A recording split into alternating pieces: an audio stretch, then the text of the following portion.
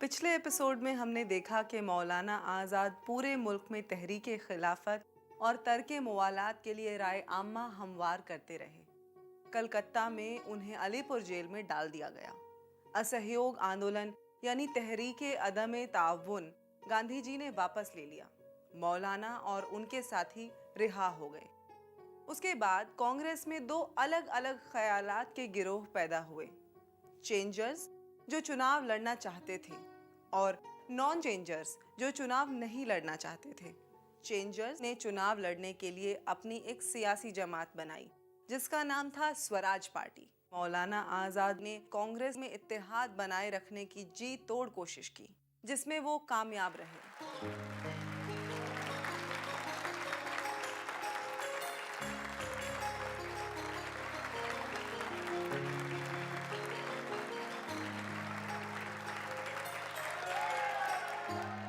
1922 में गांधी जी के असहयोग आंदोलन खत्म होने के बाद तशद्दुद में यकीन रखने वाले इनकलाबियों ने अपनी कार्रवाइयां शुरू कर दी।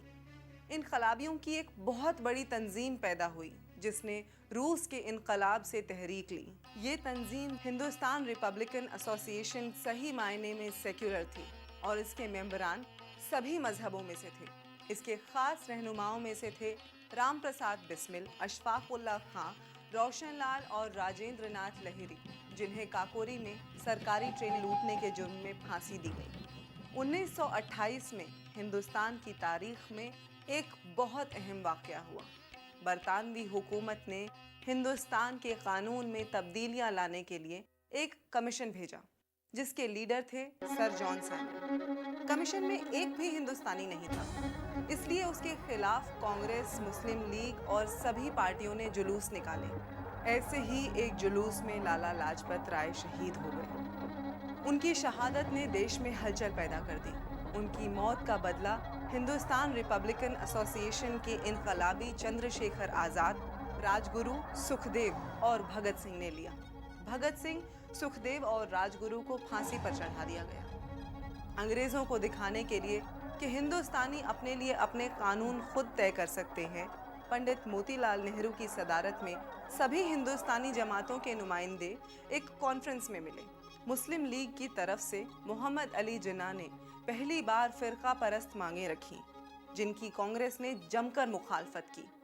मौलाना आज़ाद और दूसरे कांग्रेसी मुसलमान रहनुमाओं ने साफ साफ इन मांगों को गलत करार दिया। ये देखकर कि वो अपनी मांगे मनवाने में नाकामयाब रहे, जिन्ना हिंदुस्तानी सियासत छोड़कर लंदन में वकालत करने चले गए।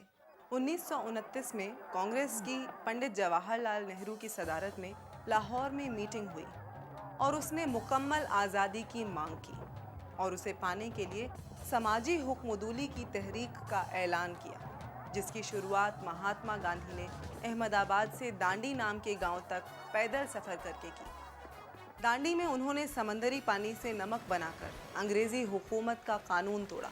चुनाचे मुस्लिम लीग ने इस तहरीक की मुखालफत की। हज़ारों मुसलमान उसमें शरीक हुए और गिरफ्तार भी। तहरीक ने जोर पकड़ा और मौलाना आज़ाद ने मेरठ में एक तकरीर की। इस तकरीर की वजह से मौलाना आज़ाद को एक बार फिर गिरफ्तार कर लिया गया, इस बार 1.5 साल के लिए। 1931 में वायसराय लॉर्ड इरविन ने महात्मा गांधी को बातचीत के लिए बुलाया। बातचीत का नतीजा ये निकला कि कांग्रेस ने कुछ अरसे के लिए तहरीक को रोक दिया। गांधी जी को कांग्रेस ने अपना नुमाइंदा बनाकर दूसरी गोलमेज कॉन्फ्रेंस में भेजा। कुछ सालों बाद अंग्रेज सरकार ने गवर्नमेंट ऑफ इंडिया एक्ट 1935 लागू किया, जिसके तहत हिंदुस्तान के सूबों को काफ़ी आज़ादी दे दी गई और हिंदुस्तानियों को इंतखाब यानी चुनाव के जरिए अपने नुमाइंदों को चुनने का और भी बड़ा मौका दिया। मोहम्मद अली जिन्ना कई सालों के बाद लंदन से वापस आकर फिरका परस्ती के नारे जोरों से लगाने लगे थे। जब इंतखाबात हुए, मुसलमान सूबों में भी मुस्लिम लीग की शर्मनाक हार हुई। मौलाना आज़ाद एक रोशन दिमाग शख्स थे, रोशन ख्याल शख्स थे और जब 1935-37 के दौरान प्रोविंशियल असेंबली इलेक्शंस होने वाले थे तो उन्होंने जितने भी उलेमा हजरात थे उनसे गुजारिश की। और गुजारिश ये थी कि मुस्लिम लीग से थोड़ा परहेज़ करें और उसकी वजह ये थी कि मुस्लिम लीग का जो कॉन्सेप्ट था वो नहीं चाहते थे कि मुसलमान जो है अलग थलग एक आधी ईंट की मस्जिद बनाकर अपनी अलग से सबसे कट के रह जाएं। हिंदुस्तान एक मिली जुली तहज़ीब का मुल्क है, गंगा जमनी तहज़ीब का मुल्क है, सभी सदियों से यहाँ रहते चले आए हैं। तो अगर हम बात करें एक मुस्लिम लीग की या हिंदू महासभा की, तो ये सारी चीज़ें हिंदुस्तान में लंबी नहीं चल पाती हैं। मौलाना का जो ये मौक़िफ़ है कि उलमा जो है मुस्लिम लीग को छोड़ें और कांग्रेस की तरफ आए, ये बुनियादी तौर पर 1937 का मौक़िफ़ है। 1937 के जो सूबाई इंतखाबात हो गए थे, इसके मद्देनज़र मौलाना ने ऐसा लोगों को दरपर्दा समझाने की कोशिश की और काफ़ी हद तक कामयाब भी रहे कि लोग चाहें तो मुस्लिम लीग छोड़ करके कांग्रेस में शामिल हो जाए। इसलिए कि 1937 तक आते आते मौलाना इस बात के कायल थे कि मुस्लिम लीग की जो सियासत है वो फ़िरक़ावारियत पे मुनहसर है, और शायद मौलाना कांग्रेस के उन चंद गिने चुने रहनुमाओं में से थे जिन्होंने कांग्रेस वर्किंग कमेटी को और ऑल इंडिया कांग्रेस कमेटी को इस बात के लिए कन्विंस किया था कि बाज़ाब्ता एक फहरिस्त तैयार करे कि इस मुल्क के अंदर फ़िरक़ा वाराना तंजीमें कौन कौन हैं, और फिर मौलाना की ईमा पर यह तय किया गया कि हिंदू महासभा और मुस्लिम लीग दोनों फ़िरक़ा वारियत से भरी हुई तंजीमें हैं और इनसे कांग्रेस के किसी भी रुकन को, किसी भी मेंबर को कुछ लेना देना नहीं होगा। इसी के मद्देनज़र मौलाना ने उलमा से ये कहा कि जो तमाम सारे लोग अभी भी किसी शक्ल में मुस्लिम लीग से जुड़े हुए हैं वो उससे बाहर आ जाए और कांग्रेस के साथ शामिल। और उनका ऐसा मानना था, जैसे पहले भी बताया, कि इस्लाम, मुसलमान और हिंदुस्तानी कौमियत सब एक दूसरे से जुड़ी हुई चीज़ें हैं, लिहाजा किसी भी ऐसे आलिम का मुस्लिम लीग के अंदर होना बहुत मुनासिब बात नहीं है। और यही नज़रिया था जिसकी मदद से मौलाना ने उलमा को कन्विंस करने की कोशिश की। उत्तर प्रदेश में मुस्लिम लीग को कई सीटें मिली, और वो भी बहुत हद तक एक गलत फहमी की वजह से।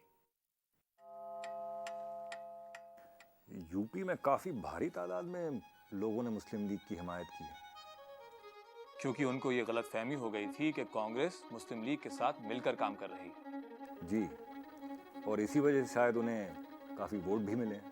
मोहम्मद अली जिन्ना अब वैसे नहीं रहे जैसे वो कांग्रेस में हुआ करते थे। उनके रवैये में काफी तब्दीली आ गई है। इससे हमें आगे चल के नुकसान भी हो सकता है।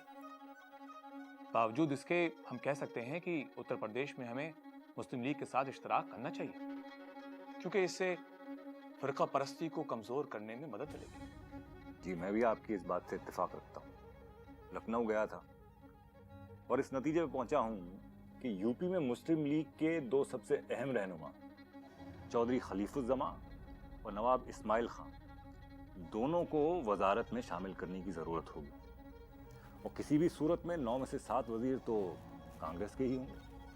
मुझे लगता है मुस्लिम लीग को एक वजारत देना ही काफ़ी होगा। ऐसी गलती नहीं कीजिएगा। देखिए, दोनों को शामिल नहीं किया तो कोई भी सरकार में शामिल नहीं होगा, और मुस्लिम लीग हमारी सख्त मुखालिफ बल्कि दुश्मन बन जाए। मेरी बात मानिए, वरना कांग्रेस और मुस्लिम लीग का इतिहाद टूट जाएगा। नाजरीन, हुआ वही जिसका डर था। मौलाना आज़ाद की बात को नज़रअंदाज कर दिया गया। कांग्रेस और मुस्लिम लीग का आपसी इत्तेहाद टूट गया, मुआहदा खत्म हो गया और मुस्लिम लीग कांग्रेस की सख्त दुश्मन बन गई। मेरे मुसलमान भाइयों, कांग्रेस एक सेकुलर कौमी तंजीम होने का दावा करती है, लेकिन हकीकत में वो एक हिंदू तंजीम है जो मुसलमानों पर जुल्म करती है। हाल ही में कांग्रेस इक़्तिदार के हलकों में फसादात कसरत ले रहे हैं। हमारी रिपोर्ट में कांग्रेस की पोल खोली गई है। कुछ मुसलमानों की मौजूदगी कांग्रेस को कौमी तंजीम बनाने के लिए काफी नहीं है।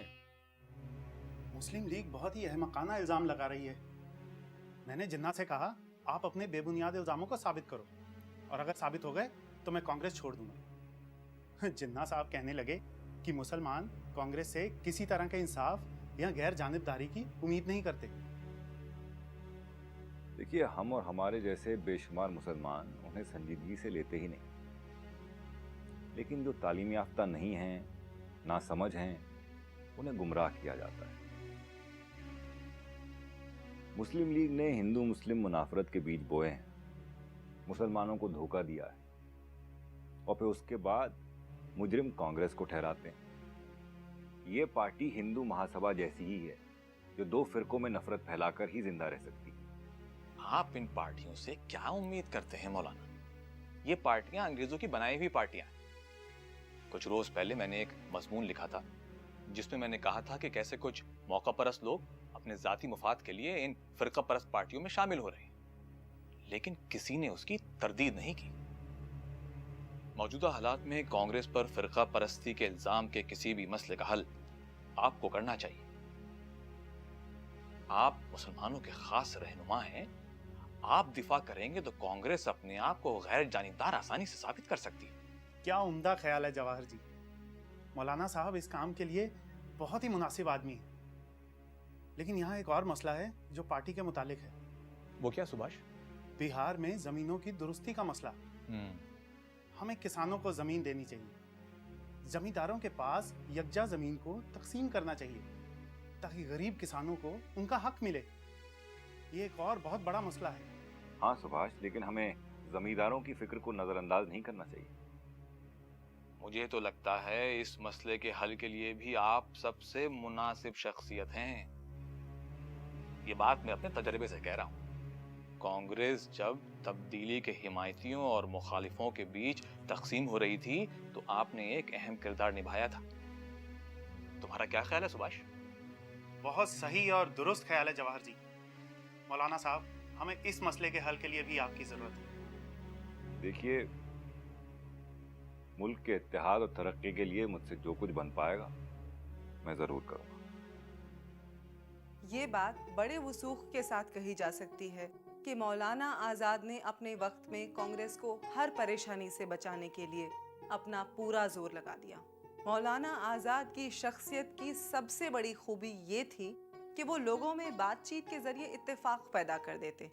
अपनी इस खूबी के सहारे उन्होंने कांग्रेस को टूटने से बचाया। इसीलिए 1940 में गांधी जी ने उन्हें कांग्रेस की सदारत की जिम्मेदारी दूसरी बार पेश की, जिसे मौलाना आज़ाद ने बहुत ही गौर व फिक्र के बाद कांग्रेस की बका के लिए कबूल कर लिया। रामगढ़ में उन्होंने सदारती खुतबा दिया। दोस्तों, 1923 में आपने मुझे इस कौमी मजलिस का सदर चुना था और आज 17 साल बाद दोबारा आपने मुझे ये इज्जत बख्शी है।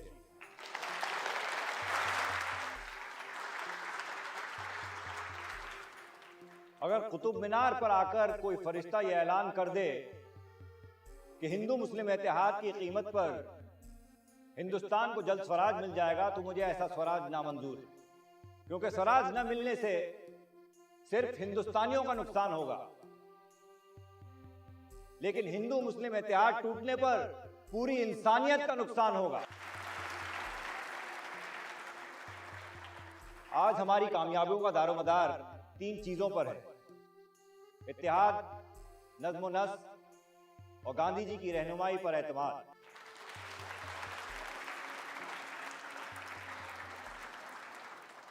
ये गालिबन शायद 1940-41 की बात है। मौलाना आज़ाद ने जिन्ना साहब को एक ख़त लिखा और उस ख़त में उन्होंने बहुत ही सफाई के साथ ये बात लिखी कि जिन्ना साहब, ज़रूरी नहीं है कि आप मुस्लिम लीग के बारे में अगर सोचते हैं तो बिल्कुल अलग से मुस्लिम लीग काम करे। ऐसा भी हो सकता है कि मुस्लिम लीग और कांग्रेस मिलके मुल्क की तरक्की के लिए, मुल्क की प्रोग्रेस के लिए काम कर सकते हैं। तो गालिबन उसका कोई बहुत ज़्यादा पॉजिटिव, बहुत कुछ अच्छा नोट जो है जिन्ना साहब ने नहीं लिया। जुलाई 1940 में मौलाना आज़ाद ने बहसियत सदर कांग्रेस के मोहम्मद अली जिन्ना, जो सदर थे मुस्लिम लीग के, उनको ये ख़त लिखा कि वक्त आ गया है कि हम एक कौमी सरकार की तश्कील करें, नेशनल गवर्नमेंट, और इसके लिए हम कांग्रेस की तरफ से आपको दावत देते हैं। फिर उन्होंने कहा कि ये पूरा का पूरा जो खत उन्होंने लिखा है इसे कॉन्फिडेंशियल समझा जाए, जिसके जवाब में मोहम्मद अली जिन्ना ने बहुत ही बेढब, बेतुका और हताकामेज जवाब दिया और ये कहा कि हम आपसे किसी भी तरह से कॉन्फिडेंशियलिटी हम नहीं रखना चाहते हैं। आपको पता नहीं है कि आप कांग्रेस के शोबो आए हैं, आपने मुस्लिम लीग का बड़ा नुकसान पहुंचाया, आप बाज आ जाइए और हम आपसे किसी भी तरह का कोई रिश्ता नहीं रखना चाहते। तो सवाल यह पैदा होता है कि मोहम्मद अली जिन्ना मौलाना आजाद से इतने नाराज क्यों हो रहे थे। वो तो एक बहुत ही बाज़ाब्ता फॉर्मल किस्म का लेटर था जो मौलाना ने बहैसियत सदर कांग्रेस के उन्हें लिखा था, बट उसकी वजह यह थी कि मौलाना दरपर्दा और खुले खुले मौलाना मोहम्मद अली जिन्ना की क़यादत पर सवालिया निशान लगा रहे थे। कायदे आज़म, इतना बड़ा रुतबा, और फिर नज़रियाती तौर पर और सियासी तौर पर कोई लगातार उन्हें हराता चला जाए, तो ये मोहम्मद अली जिन्ना को पसंद नहीं थी। और यही वजह थी कि मोहम्मद अली जिन्ना ने इस नज़रिए से मौलाना से अपना रवैया रखा। लेकिन इसके जवाब में अगर आप उस वक्त के अखबारात को उठा करके देख लें, अंग्रेजी या उर्दू, तो आप कई सारी ऐसी खबरें मिलेगी जहां कई किस्म के लोगों ने, जमीयतुल उलमा हिंद ने, आसफ अली ने, कई और तंजीमों ने मोहम्मद अली जिन्ना की मजम्मत करी, कंडेम किया और कहा कि मोहम्मद अली जिन्ना को ये पता नहीं है कि मौलाना कितने बड़े काबिल इंसान हैं, कितने बड़े आलिम हैं और कितने बड़े सियासी रहनुमा हैं, और यह क्या बात मुनासिब है कि एक सियासी रहनुमा को दूसरे सियासी रहनुमा के साथ इस तरह से पेश आना चाहिए। 1939 में दूसरी आलमी जंग की शुरुआत हो चुकी थी। एक तरफ थी बरतानिया और अमेरिका जैसी जमहूरियतें और दूसरी तरफ थी फिस्ताई ताकतें जैसे कि जर्मनी और इटली। कांग्रेस पार्टी की हमदर्दी जमहूरी हुकूमतों के साथ थी, पर उनकी अव्वलीन तरजीह थी अपने वतन हिंदुस्तान को एक आज़ाद जमहूरियत बनाना। बरतानवी हुकूमत ने बगैर हिंदुस्तानी रहनुमाओं के किसी सलाह मशवरे के हिंदुस्तान को जंग में शामिल कर दिया। इससे नाराज़ होकर कांग्रेसियों ने अपने अपने सियासी ओहदों से इस्तीफा दे दिया। महात्मा गांधी दुश्मन की मजबूरी का फ़ायदा उठाने के खिलाफ थे। जंग के दौरान बरतानवी हुकूमत एक बहुत ही मुश्किल दौर से गुजर रही थी, इसलिए इन हालात में गांधी जी कोई तहरीक नहीं शुरू करना चाहते थे, जबकि मौलाना आज़ाद, जो तब कांग्रेस के सदर थे, चाहते थे कि एक ज़बरदस्त तहरीक शुरू की जाए। मौलाना के बहुत इसरार पर गांधी जी 1940 में निजी तौर पर सत्याग्रह करवाने पर राज़ी हो गए। उसके तहत उनकी चुनी हुई शख्सियात को तकरीरें करने पर गिरफ्तारी के लिए तैयार रहना था। इस तहरीक में मौलाना आज़ाद अपनी तकरीर करने से पहले ही गिरफ्तार कर लिए गए। दिसंबर 1941 में मौलाना आज़ाद जेल से रिहा हुए। दूसरी तरफ 1940 में सुभाष चंद्र बोस, जो तब तक कांग्रेस छोड़ चुके थे, बरतानवी पुलिस को चकमा देते हुए हिंदुस्तान की सरहद पार कर गए। तकरीबन 2 साल में फिस्ताई ताकतों की मदद से हिंदुस्तान को आज़ाद कराने के लिए बोस ने हज़ारों की फ़ौज खड़ी की, जो आज़ाद हिंद फ़ौज के नाम से जानी गई। इस फ़ौज में सभी मजहबों के लोग शामिल थे। शाहनवाज खां और हबीबुर रहमान आज़ाद हिंद फ़ौज के अजीम रहनुमाओं में से थे और सुभाष चंद्र बोस नेताजी के खिताब से मशहूर हो गए। अब तक जिन्ना की रहनुमाई में मुस्लिम लीग मुल्क की तकसीम करके हिंदुस्तानी मुसलमानों के लिए एक अलग मुल्क पाकिस्तान बनाने की बात करने लगी थी। जाहिर था मौलाना आज़ाद जैसे वतन परस्त हिंदुस्तानी मुसलमानों को ये कतई मंजूर नहीं था।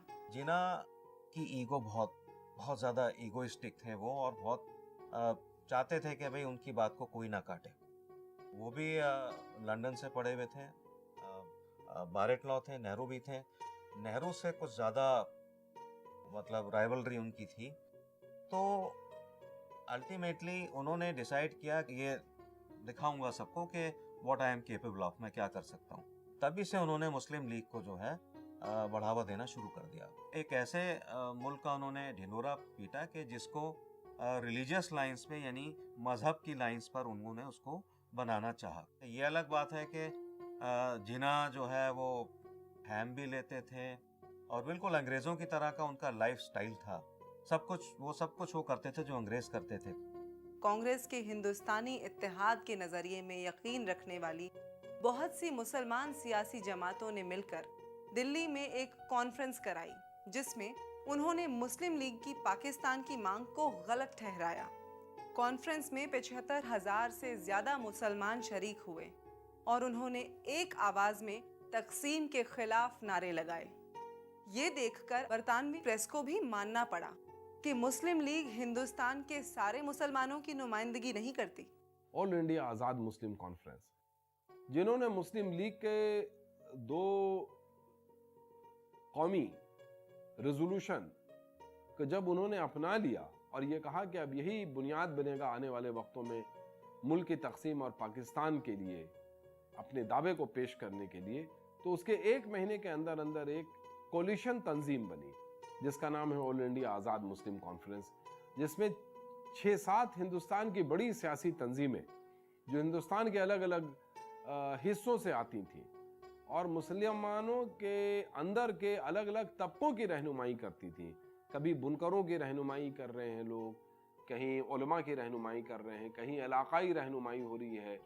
ये तमाम सारे लोग जमा होते हैं अप्रैल 1940 में और 75,000 ये है। और उस वक्त के अखबार हिंदुस्तान टाइम्स ने कहा कि अंदर और बाहर मिला के तकरीबन 1 लाख लोग जमा हैं पाकिस्तान की मजम्मत करने के लिए, मोहम्मद अली जिन्ना की मजम्मत करने के लिए और जो 2 कौमी नज़रिया है उसकी मजम्मत करने के लिए। और उन्होंने कहा कि हम हिंदुस्तानी हैं, हिंदुस्तान हमारा मुल्क है।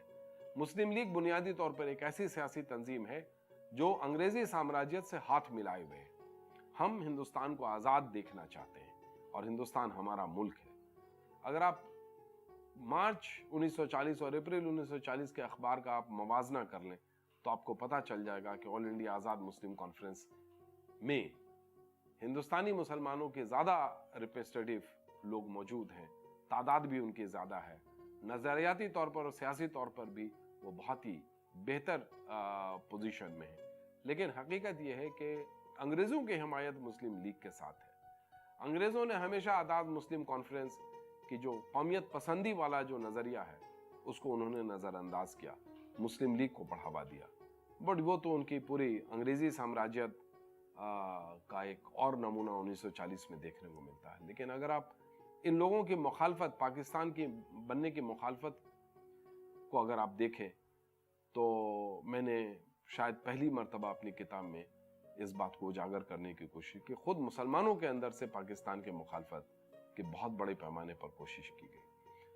आखिरकार उन्हें कितनी कामयाबी मिली ना मिली ये एक अलग बात है, लेकिन मुझे ऐसा लगता है कि तारीख नवीसी में इस बात को भी जगह मिलनी चाहिए कि जो लोग लड़ते हुए नाकाम रहे उनकी भी तारीख लिखी जानी चाहिए। और उस नज़रिए से हम देखते हैं तो आज़ाद मुस्लिम कॉन्फ्रेंस उन लोगों में से हैं जो लड़ते हुए नाकाम रहे मुस्लिम लीग के खिलाफ। अब देखना है कि आज़ादी हासिल करने में और क्या क्या मसाइल, उलझनें, कुर्बानियां सामने आती हैं और उसका जवाब आने वाले एपिसोड में मिलेगा। तब तक के लिए खाकसार को इजाज़त दीजिए। खुदा हाफिज।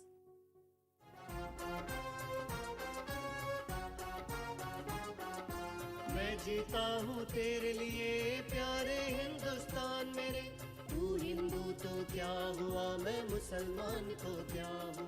कुर्बान है सब तेरे लिए, कुर्बान है सब तेरे लिए, कुर्बान है सब तेरे लिए, मेरी जिंदगी तेरे लिए है, जान हाजिर तेरे लिए। मुझे इश्क है, इश्क है, इश्क है, अपने वतन से इश्क है, मुझे इश्क है, इश्क है, अपने वतन से इश्क है। हाँ इश्क है, इश्क है, इश्क है, अपने वतन से इश्क है, अपने वतन से इश्क है।